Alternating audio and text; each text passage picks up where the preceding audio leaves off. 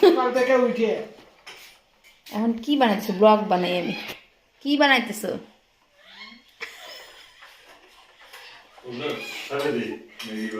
Maggi বানাচ্ছি, Maggi, আচ্ছা দেখি কি কি দিয়ে ম্যাগি বানায়।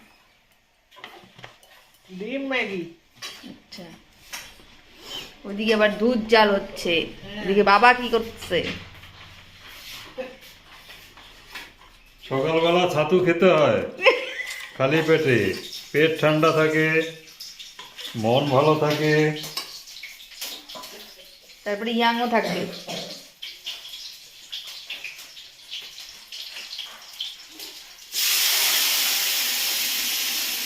আর পুকুর কয়টা? 10টা বাজে, এখন ঘুম থেকে উঠলি?